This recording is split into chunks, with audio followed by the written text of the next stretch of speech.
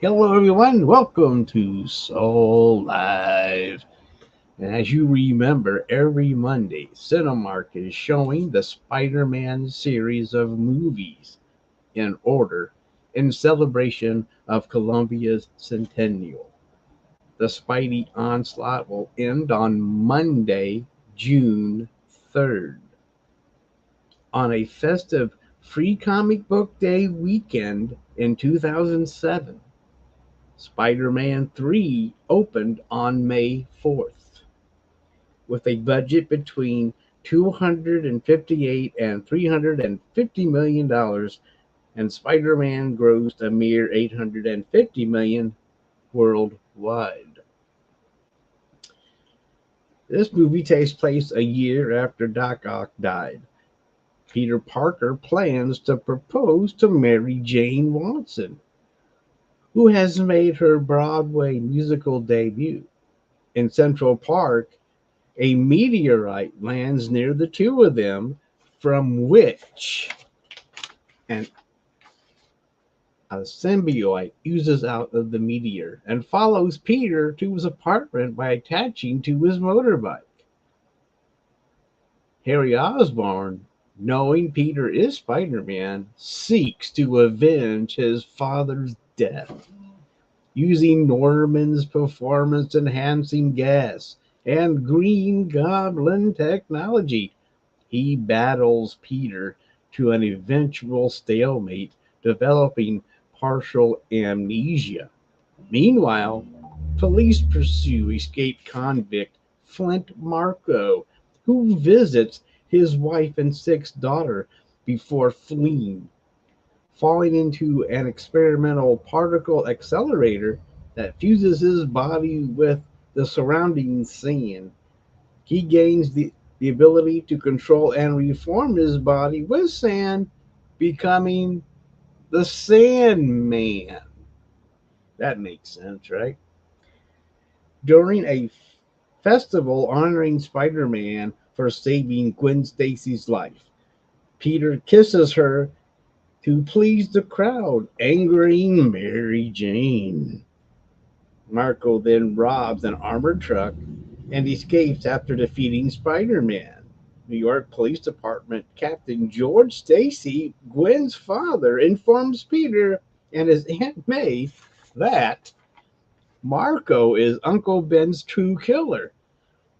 The deceased Dennis Carradine was Marco's accomplice.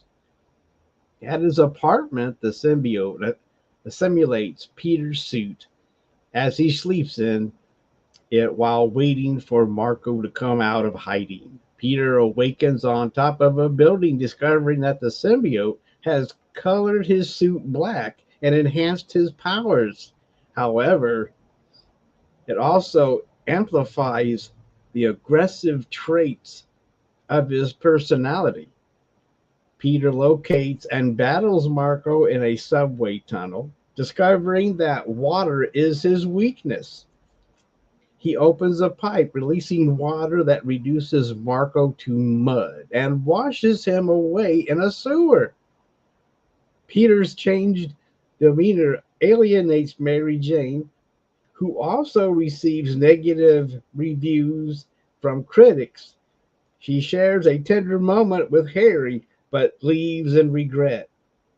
Urged by an hallucination of his father, Harry recovers from his amnesia and forces Mary Jane to break up with Peter.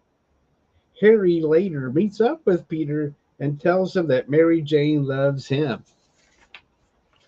Okay, this is sounding more like a soap opera than a superhero flick. The symbiote's influence, Peter confronts Harry and spitefully says his father never loved him. As Peter leaves after an ensuing fight, Harry throws a pumpkin bomb at him, but the but Spider-Man deflects it back, scorching Harry's face.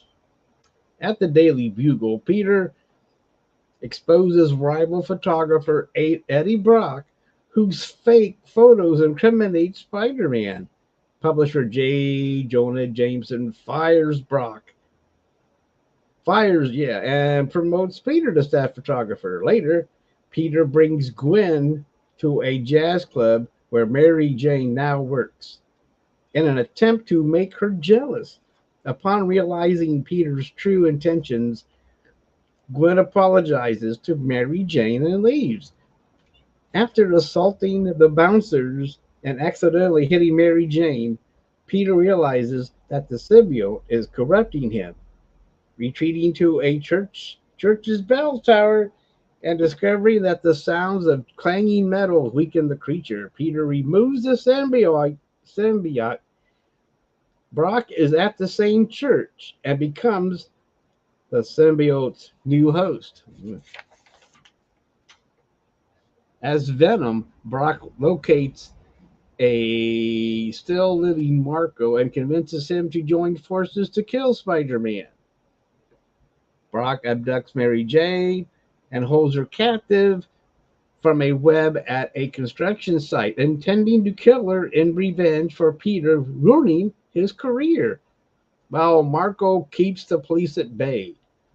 After Harry declines to help Peter, Harry's butler reveals that Norman's death was not Spider-Man's fault. While Brock and Marco pin Peter down, Harry arrives to help Peter and save Mary Jane. Brock attempts to impale Peter with Harry's glider, but Harry jumps in and is impaled himself. While remembering the symbiote's weakness, Peter assembles a parameter of metal pipes to create a sonic attack, weakening it and allowing Peter to separate Brock from the symbiote. Peter activates a pumpkin bomb and throws it at the hostless symbiote. Having become addicted to its influence, Brock attempts to save the symbiote, but both are vaporized. Marco explains that Ben's death was an accident that has haunted him and that everything he has done was to help his daughter. Peter forgives Marco, allowing him to escape. Peter and Harry reconcile before the latter dies from his injuries. Sometime after Harry's funeral, Peter visits Mary Jane at the jazz club where they embrace and share a dance. Oh, isn't that special? Isn't that so sweet?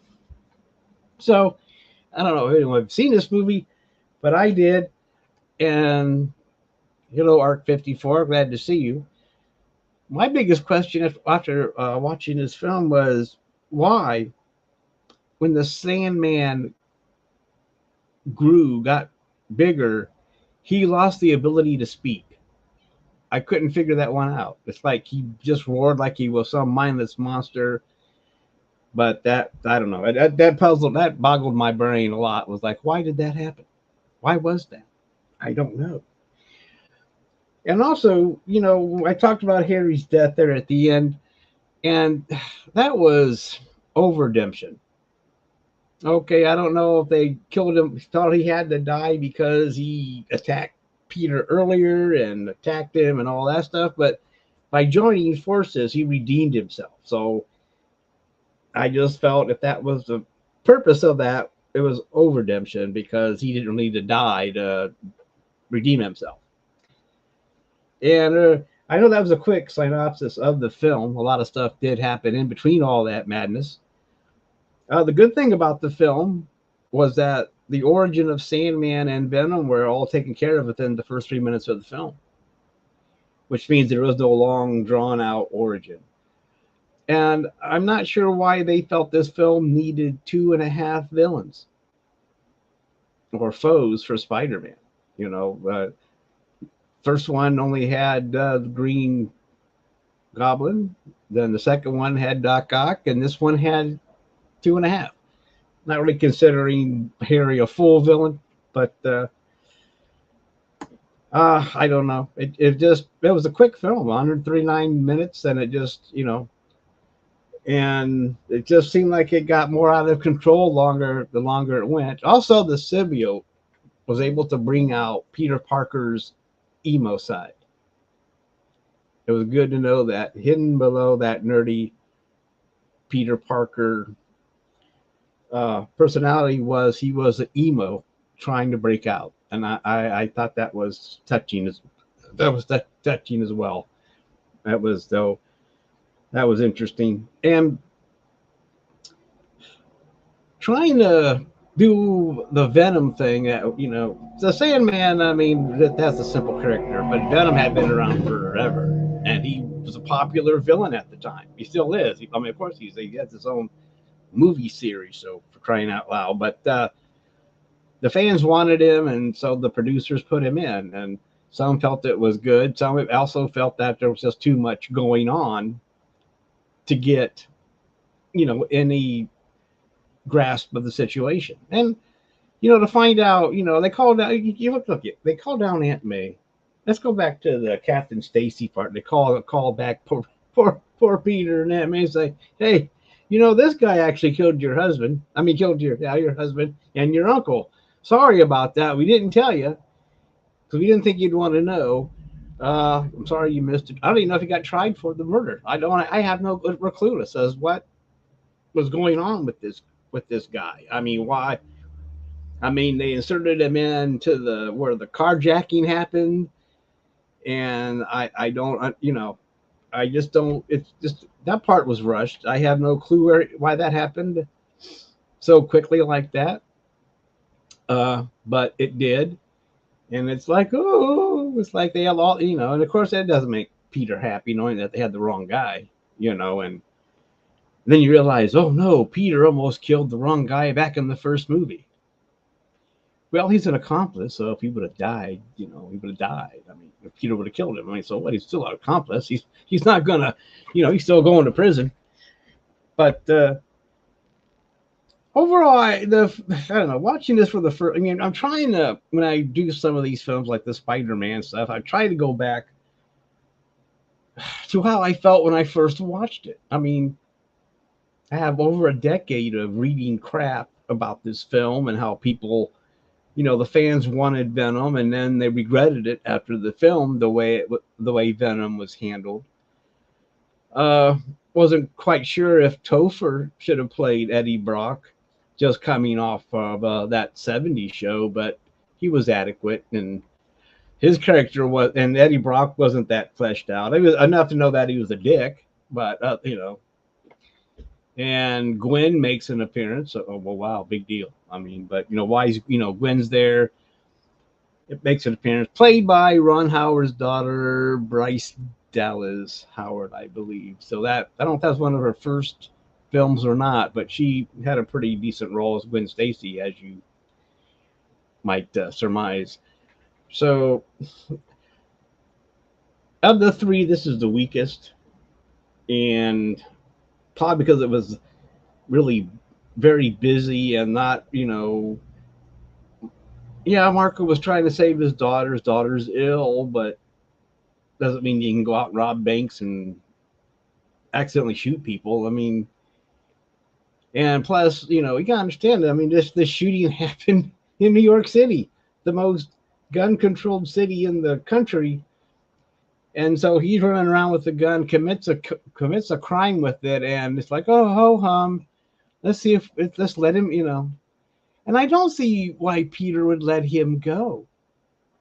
Okay, I just don't I don't see that. I mean, he finds out, okay, so you're the real dude. Okay, I'm gonna smash your head in now for real. I mean, come on. So the whole forgiveness thing is, I get it, but this is Aunt May. This is Ben. I mean, his uncle, not, he accidentally stepped on a stray cat's tail. I mean, come on. So it ends with him getting away, but who knows what happens afterwards. So but going back to having how I felt after watching this film back in 2007 during the Free Comic Book Day weekend, which, to remind everyone, is coming up this weekend. Free Comic Book Day weekend. It will be on Saturday, May 4th. So, and it is the most celebrated of all of holidays combined, Okay, it's you worldwide. Everyone celebrates it. They come out, they do it up, and it's a fun day. You take your kids, get some free comics, and of course, every free comic book day weekend there will be a superhero movie opening. And unfortunately, I don't have that information in front of me, but that's been the rule of thumb. It's either a DC or a Marvel movie that opens up free comic book day. So you got Google as well as I do. So if you want to know what movie it is, you look it up. You know. So, and him proposing, let's okay, him wanting to propose to Mary Jane when they're both jobless, just about. Okay, Peter Parker. Remember, Peter Parker's supposed to be this genius, scientific whiz, but we haven't seen any genius, and we still don't. So, we still don't see any genius that he wants to propose to Mary Jane when all he has is the salary or whatever from taking photos of Spider-Man.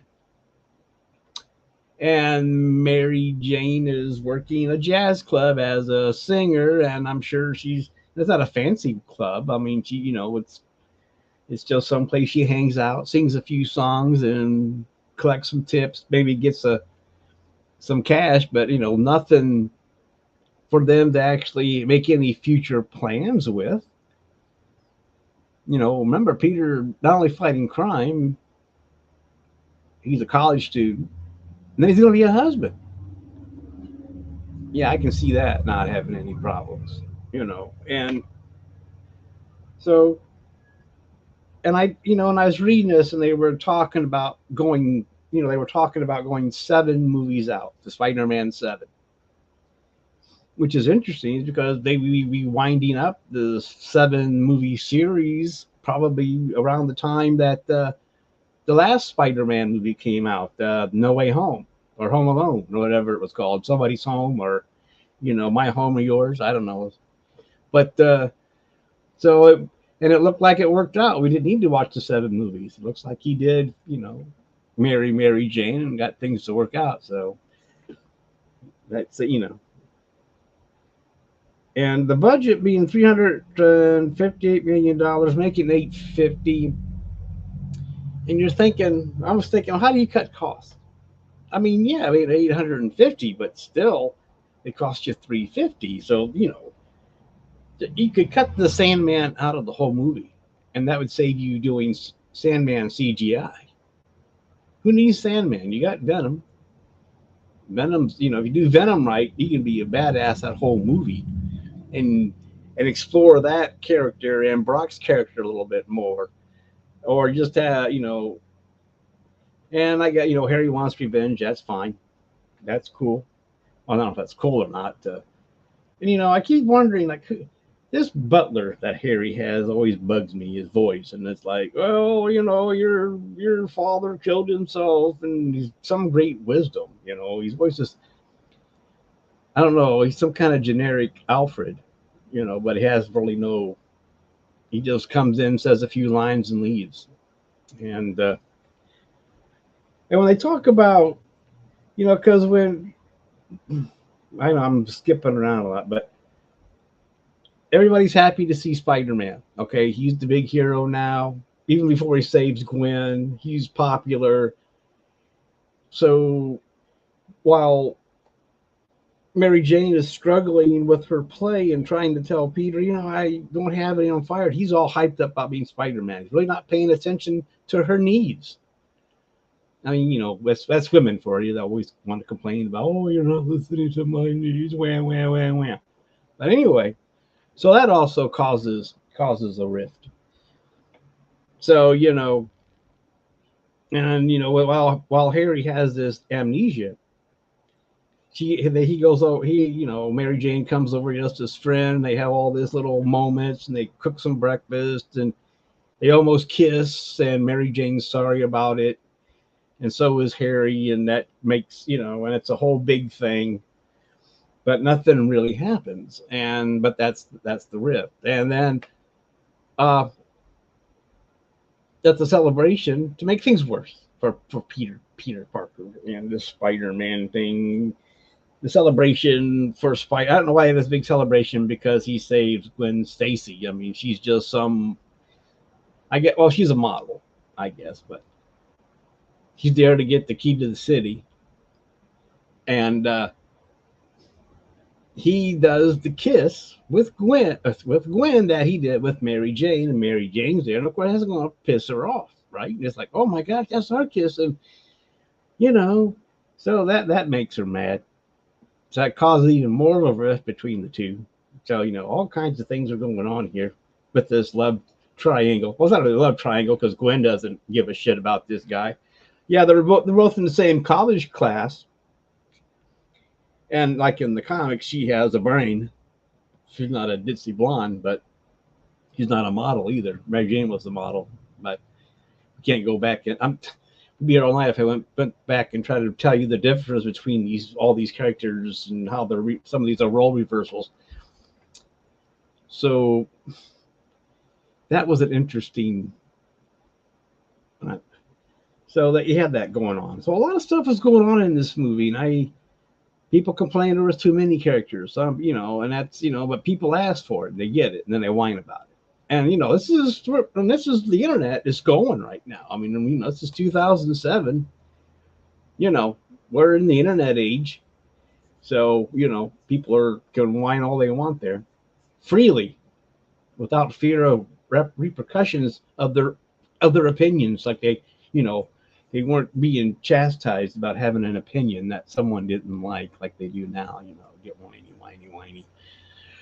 But I know I rambled on after I read the synopsis, but like I said, tomorrow will be number 3, and I think it's shown in the evening, so it's only Monday. Spider-Man 3. Watch it again on the big screen if you haven't seen it. I know you've seen it probably on your TV or your big old home theater there, but but watch it. I've seen all these movies, these Spider-Man films in the theater, so in first run, and and I guess to be fair, I was not a big fan of Venom.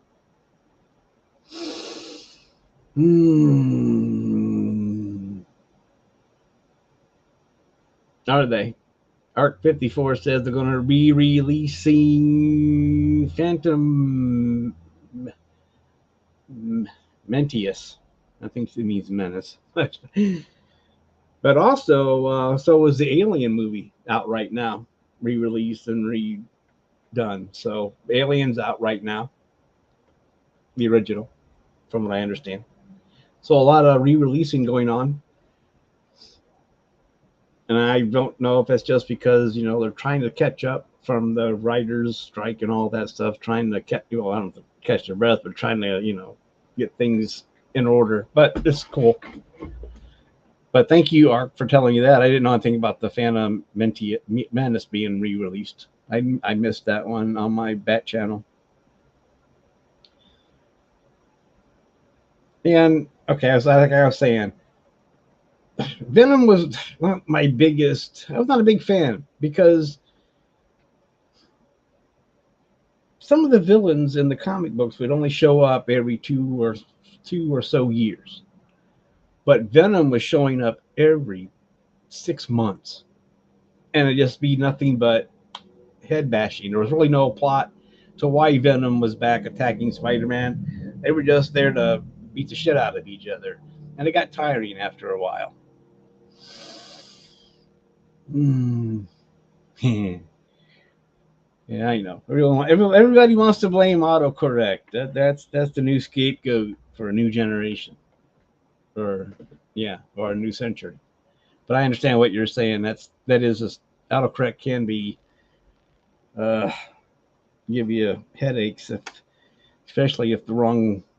But anyway, I understand. I'm just giving you a hard time. I know what you meant. But I shouldn't say that too, because they might actually make a movie called Phantom Mentius. So I have to be careful that Disney doesn't hear me, because we don't want them making something called the Phantom Mentius, because I don't want to see it. But you know, if you're gonna go for it, go for it. I mean, I don't. Yeah, you want it's a good movie. But like I said, it was like all we saw was Venom every 6 months beating the shit out of Spider-Man or them beating the shit out of each other. You know, and to get without a plot. And so I was tired of it by then. You know, I don't. Everybody else, oh, it's Venom, Venom, Venom. You know, yeah, everybody had a hard on for him, but only so much. And Franco, man, he's popular. He's still popular. I mean, he has his own movie series now, right? I mean, he's got a second movie coming out, and everybody seems to be happy with it. So, but he's gone through a lot of incarnations since 2007. You know, so we'll see how that works out. Big money maker for the people that are behind Venom, and I really don't have too much more to say about this movie because I don't want to. I guess I gave quite a bit away, but it's a fun movie. I mean, it is. I mean, a lot of characters, a lot of action, and it's not a bad date flick because that soap opera stuff I told you about between all that stuff with Peter and Gwen and Mary Jane, Harry and Mary Jane. I think everybody has a love interest except Aunt May. You don't want to see her love interest, which would have been Doc Ock, but he's dead, so that's not going to happen. Well, it's not going to happen, and so and the special effects are getting better now. That's something I didn't say when I was talking about the first movie in 2001 or the first Spider-Man movie in 2002. Is that as you see these Spider-Man flicks progress, you see the improvement in the CGI, the improvement of seeing a more fluid Spider-Man swinging through the buildings or the city of New York City. I mean, if you watch the first one, now you cringe like, oh my gosh. But by number 7, they've got it. It's still a little cringy, but it's getting better. And plus, this is after Iron Man, so got the Iron Man thing going on after this. But remember, Sony is separate from the Marvel Universe. This is so it's its own separate thing. But knowing that they were, actually planning out to do 7, it's like, my gosh. And I don't know why they didn't do 7. I mean, I don't know why. I didn't check on to see why they stopped doing Maguire and switched it over. But that does art telling me here at Venom. Oh, October 24th. So I guess that makes sense. Halloween. Yeah, might as well do it right.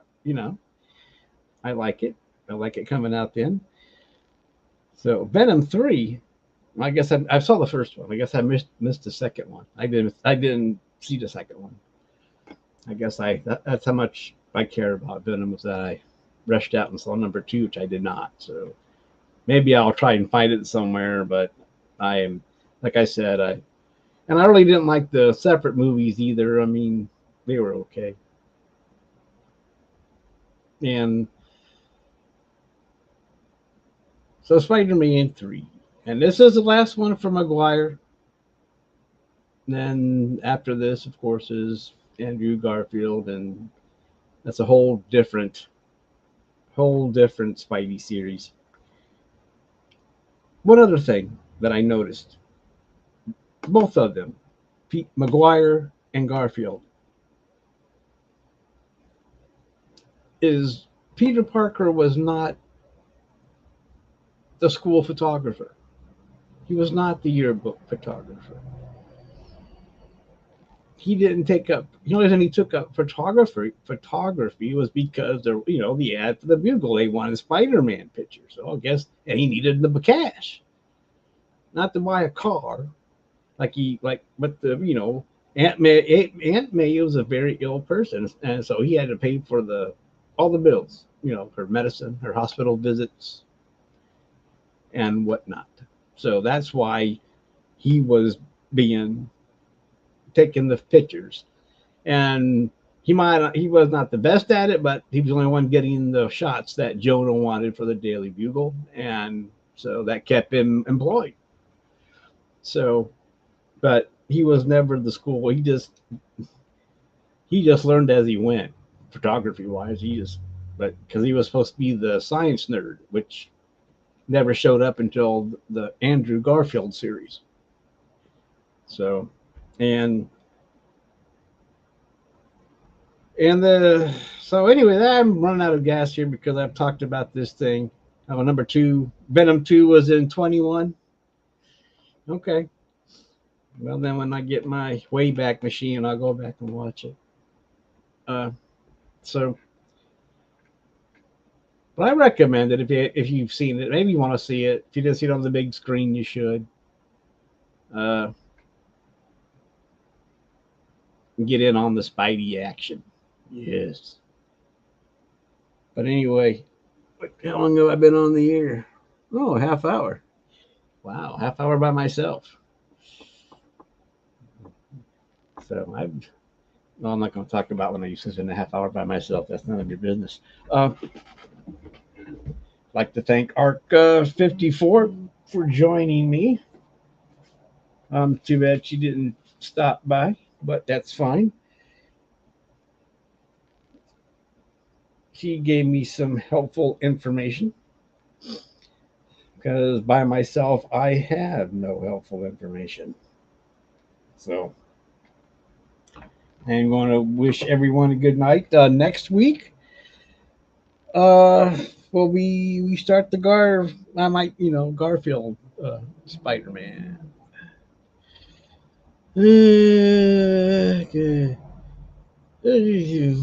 Tom Holland is the most accurate of the 3.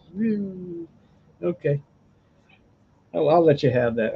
That's that's your opinion. He's the most. Oh, since here's something I've been meaning to bring up. Well, ever since the beginning of any of these superhero things, is Spider-Man or Peter Parker always finding a way to get the fucking the mask off his face. In the comic books, this man did everything in his power to make sure no one saw his face. But every chance he gets, he'll take off his mask or it gets ripped off. And I was watching the second Holland movie with Mysterio, and he's running down the streets there of London in his Spidey costume, holding his mask in his hand. Okay, and it's like, what are you doing? It's because no one's on the streets. I mean, there's no cameras anywhere to see who this. Even if it's a Mysterio did not need to out him. Everybody should have known from the camera coverage in that movie that he was Spider-Man. He didn't need Mysterio at all. But the whole thing, all 3 of them, his mask came off, and he was always anxious to tell somebody he was Spider-Man instead of hiding it. That was part of the fun, how keeping his identity a secret from everybody, the closest even to him, which is a hard thing to do because, well, they're close, but you have to run off and go be Spider-Man sometimes. But it's interesting. I guess the worst case scenario I can think of for Maguire was when he's Doc Ock, the subway. He's trying, not the subway, but he's on that train, and he's webbing it up. His mask is torn off, and a car full of people see his face. And it's like that's a big error. I mean, I know he was unconscious, and they're like, we're not going to tell anyone. Yeah, right. So but for Maguire, it came off all the time too. It got tore. I mean, that was I don't know how many times he probably spent, sewing up his costume. Well, I mean, he did it in the comics. Don't get me wrong. He'd tear his costume and you'd see him sewing by hand, not with a machine, but he would sew his own costume, which means Peter Parker would have been one hell of a cosplayer in today's age, right? Yeah, if he can make that costume, he can make other costumes. So yeah, there you have it. He wouldn't have to need. That could have been another side hustle for Spider-Man, photographer, cosplay. There you have it. You would have had it made, right? Yeah. I do. I mean, I can see what you're saying about Tom Holland there, Ark, but I still have. We don't know how. Yeah, I guess we have seen some of his smartness, but I guess what I like about the Holland one though is that we didn't have to get burdened down with another origin. They skipped that. Here he is. He's Spider-Man. Let's go. That's what I liked about also about the current Batman series with Mr. Twilight is that they skipped. We didn't go through another origin story of the Batman. He just shows he's there. He's doing his thing. Because everyone knows how Batman became Batman. Everybody knows some redemption, uh, no, some story of how Spider-Man became, Peter Parker became Spider-Man. So don't need to waste our time with origins that much anymore. I think they've all been told. So that is cool. And gosh, so did you find out, Art, if there's what movies out this weekend for the Free Comic Book Day? I don't know. It's just bugging me in a little bit because there's usually a movie. Maybe there's. Let's see what. Blah blah blah. What is it? Won't tell me. I know there has to be one. So, but anyway, it doesn't matter. It's a big day. Oh. Also, May 4th is what? That Star Wars Day. May the 4th be with you. Is that correct, Arc 54? Yeah, rendition. I know you. Thank you. My spell check in my brain didn't work, so I couldn't get it out. That's what she said. So, thank you. The good thing about Arc 54, she keeps me on my toes because, well, as you can tell, I get sidetracked very easily. Look, a squirrel. So, And so, and I guess that's a big issue with me too. That their masks, not just Spider-Man, but anybody, their masks just pop off. So they can. So I mean, I understand the actor wants to show the expression of their face, and they want to get coverage. It's hard to get an actor to say we're not going to show your face in the costume at all. It's hard to do. So So, and has anyone noticed that with each reboot of Spider-Man, Aunt May has gotten younger in each film, and I believe that as in each reboot, Peter Parker has gotten shorter. I don't know if that means anything or not, but it's just something I noticed. So I'm thinking that they reboot Spider-Man again. Aunt May and Peter Parker will be the same age. And they'll be in high school together. And he'll try to have to keep his secret away from his nosy aunt that follows him around in school, bugging him all the time. So that might be worse. That would kind of maybe fun to watch, but who knows? Like I said, I had to keep getting younger. So, you have a favorite Aunt May then, Arc 54? And but my favorite has to be, doesn't have to be, but it's the one with Maguire because for some reason his aunt was ancient. I mean they're about the same age group. I mean that's why she's always frail and ill because she was,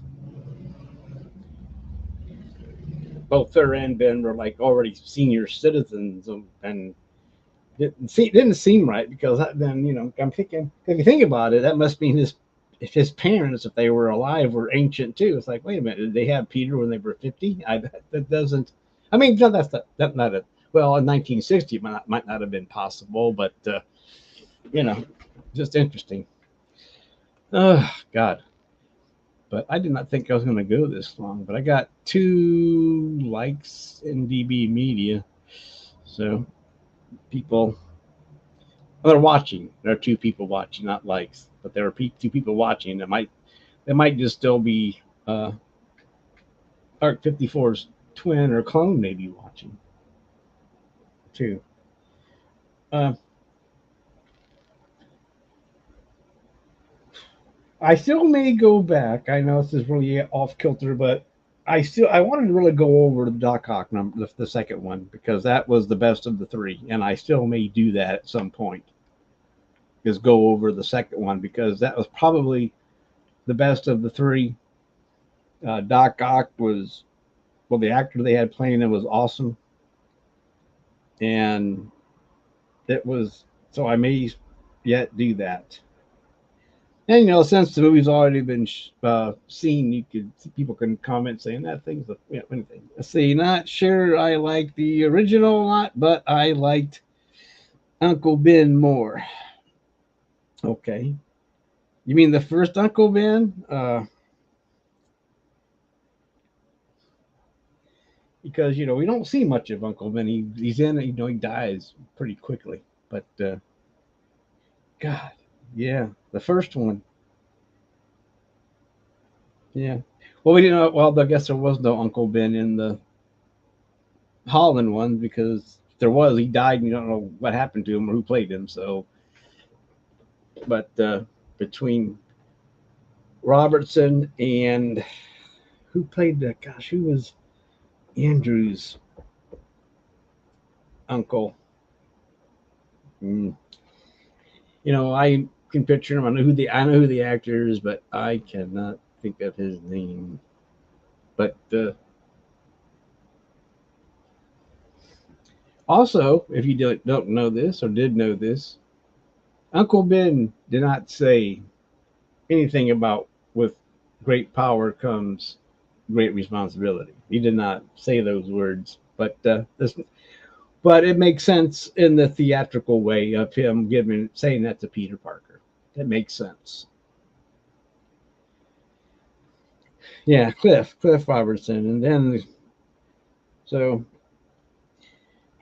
But I thought he was a surprise actor that I thought they got to be in that movie to play his his uncle for such a short way, because because you're right, Arc 54. I mean, the dude, by the time he did Spider-Man, he had a whole career and he did a boatload of films and TV, and everyone during his period knew who he was. But for some reason, I like Sally. Well, I guess I like Sally Field. So I guess I liked her as the aunt. And, and I liked her version of Aunt May because, she was being helpful, even though she always wanted eggs. I don't know what that was all about. And so I guess I don't have a problem with any of the aunts. They all did a great job in the role. Even though I heard that Sally Field was, trying to get more out of her character, that was what she was supposed to be. But that's what actors do. They want to, delve into their character. Maybe she wanted to go a little bit too much with Aunt May, but because it wasn't a TV series, it's movies. So anyway, I'm going to get out of here while I'm not too insane. Once again, I will thank Art 54 for joining me. And next week, we'll start the new reboot. We'll start another reboot. And this one, it's a pretty decent one. It's pretty good. I like these two films. I wish that one would have continued as well. But anyway, everyone have a great week. I'll see you next week for the next Spidey film. Everyone stay safe. Catch you on the flip side.